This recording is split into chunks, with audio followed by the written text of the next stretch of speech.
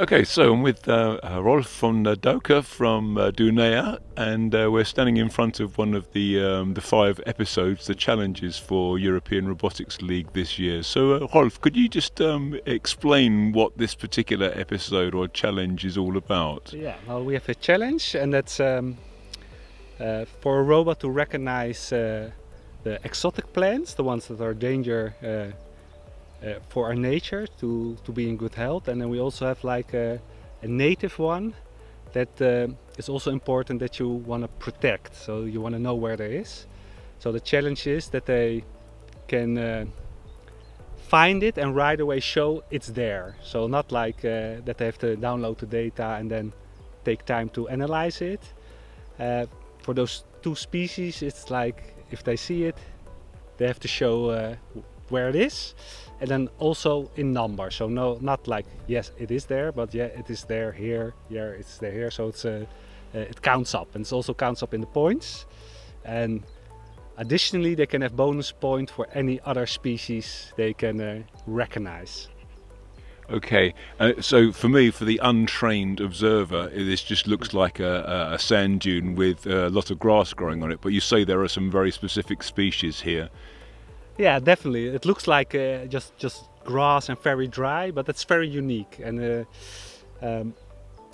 now, because it's been a long time very dry, so you don't see it blossom a lot. And so it looks very dry. But if you look closely, like normally you have some plants that go anywhere else, it will be this big, and here you will see it like just this small. And there's also certain kind of plants that do very well here. Not because they do it somewhere else not, but because other plants don't do it very well here. So they have here more opportunity and less competition. So that makes it very special, like even on a bigger scale in Europe. Okay, that's interesting. I understand that one of the particular features of this challenge is that you have a human team versus a robot. Yeah. So could you explain something about that?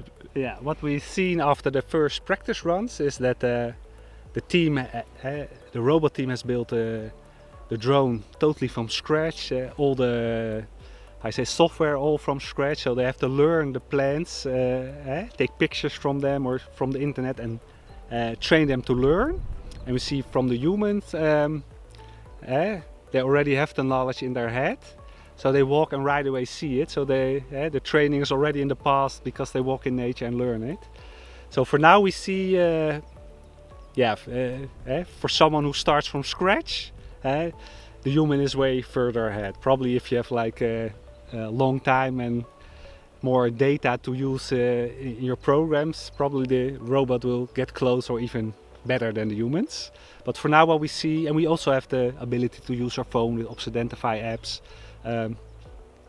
The human way is a little bit better now, and also what we found out also during the challenge, the human sees a lot more than a list you give, you know, because we gave a list for bonus points, but the human sees also species that not on the list.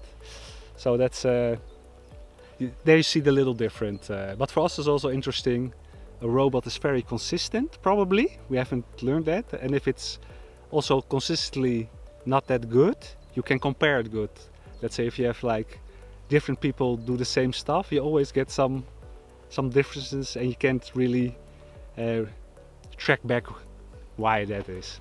Okay, I imagine that the robot clearly has some specific capabilities, but when you come out into the open, nature has its way of throwing particular challenges. I'm thinking about the weather this week. I mean, what's the impact has the weather had on the robot's operation? Yeah, now it was pre-rainy, and the robot couldn't handle that rain, so we saw, they couldn't do the challenge.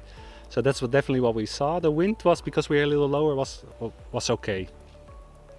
Good. Okay. Now I understand that Dunea is responsible for all of this land here. So you have a water treatment or a filtration plant here. Yeah. Okay. Could you just tell us something about that? Yeah. No, like we make water in the dunes. So we use nature to infiltrate our water.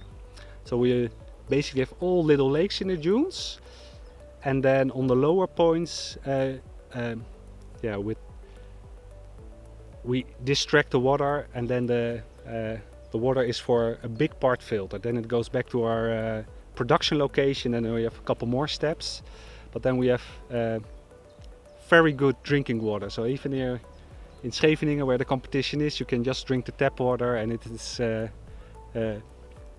almost better, or we say it is better than bottled water, and it's a lot cheaper. Like for the price of 1 liter, what a customer pays here from tap water, it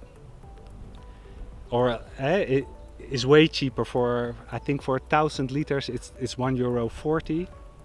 Compared to a little water bottle for €2.50, it's a lot cheaper, and the quality is. We think our water is better. Good.